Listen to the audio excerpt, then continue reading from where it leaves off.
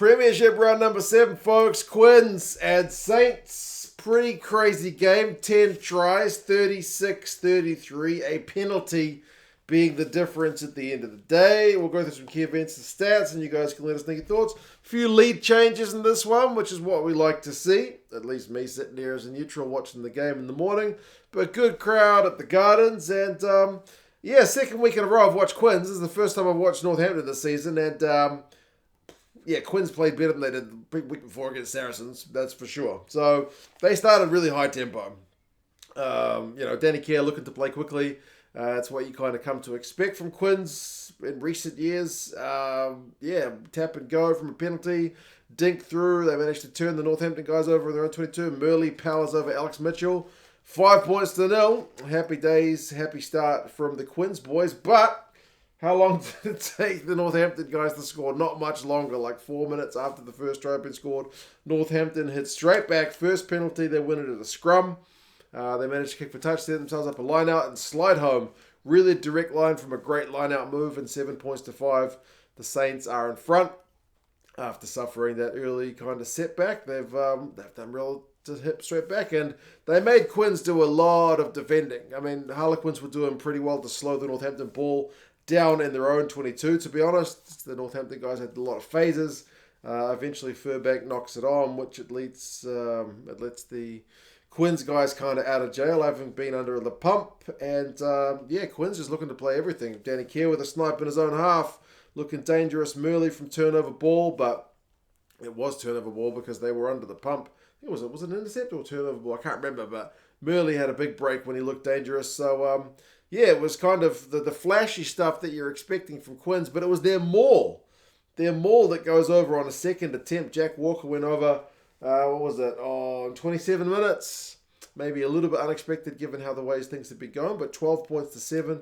Quins are in front, but boy did they concede 2 really soft tries.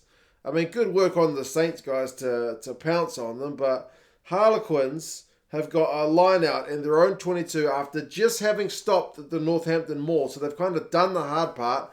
They overthrow it, and Ludlam, who gets injured later on, pounces on it, so 14-12, Saints back in front. The Saints are forced to make a couple of subs. As I mentioned, there's some injuries, which is unfortunate, but doesn't seem to affect their chances because, they get another try from turnover ball. I mean, Northampton threw it not straight, I think, which led to a scrum, which is a bit of a let-off for Quins, but then the ball pops out the back of that scrum. Mitchell's able to get his toe to it and then pounce on for the try. So... man, 21-12, 2 really soft tries from a Quins point of view, but absolutely lethal from the Saints boys. The Saints have had more possession, 55%, but less territory, 48%. Defenders beaten us 13-12, so very even. Clean breaks is 5-2 in favour of the Quins boys at half-time. Second half starts with a Furbank penalty, which makes it 24-12, which is starting to look pretty comfortable, and that penalty is the difference in the end. But then Quins, man, probably the try of the game, is the one at the start of the second half through Hammond, man. They go through 16 phases. You've had Smith putting a little dink and kick through. You've got Liner having a carry, Green and Don Brandt with crazy offloads, and then Hammond, the big lock, finishing out in the corner and seems to pop out his shoulder or something. Hurts himself scoring it in the corner. He's not used to doing what those wingers do. Maybe what the wingers do is not all that easy, but yeah, it's a great try. Great try. Great aid for the game, that kind of try. 24-19, back to game on. And then who's this guy? I mean, I really haven't watched enough Northampton. This guy, George Hendy at fullback, he looks pretty dangerous, doesn't he? He sets up a try a bit later. He has a big carry, beats a few tackles. The TMO had a look at a grass cutter from Walker, but he was clearly trying to wrap. It was just kind of an unfortunate one, but still a penalty conceded. Ludlam was looking pretty miserable on the sideline in that boot of his, like the moon boot or whatever it is, but fingers crossed he makes a quick recovery. But he would have been smiling when they got their next try in 61 minutes through Coles. There was not a turnover ball try this time. It was maybe Northampton's best try in terms of being a well-worked one. It wasn't a line-out set play. It was just phase after phase, bit of pressure. 31-19. Surely 31-19 is game over. Surely they've wrapped it up. Well, I mean, the Quins were camped on the Northampton line for ages with 15 minutes to go. They had advantage. They tapped it and go. They went through some phases. They got advantage again. Try finally came through Will Evans with the wee dummy at the side of the ruck and goes over. So 31-26, back to being game on. The Saints have got a chance to end up at 71 minutes. It looked like it, but then, because they were getting well over the advantage line, but then they knocked it on. But then they got to try a minute later anyway through slight home.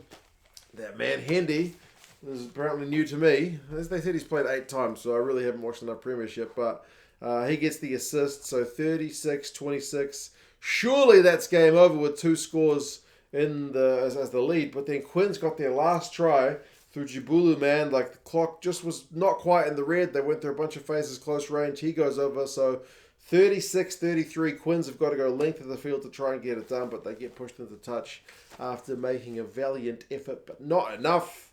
They will rue those kind of turnover ball tries they conceded in the first half, but man, crazy game. Crazy game. Quins had more possession, 59%, more territory, 52%, but fewer run meters. The Saints had 307 to 271. Defenders beaten was pretty close. Saints 26, Quins 29. Clean breaks was 6 apiece. Kicks from hand pretty low, 20-21. But the Saints boys tackled at 85%, which is solid. Quins only 80%, which is not enough, really. Slight home, 2 tries, 72 meters, 5 defenders beaten, 2 clean breaks. Not bad. Murley got a try in 46 meters. Matsavesi made 19 tackles. Coles made 16. Tyrone Green had 6 defenders beaten. But there you go, 36-33. Quins are at home to Sale next, and Northampton away to Saracens. So kind of some big clashes to come up in the Premiership. But yeah, you guys let us know your thoughts on the game. It was certainly an entertaining one. 10 tries. Goes down to the wire. Better than the one I watched last week when I watched Quins get hammered by Sarri. So, happy days for entertaining morning rugby. You guys take care, and I'll talk to you guys again soon.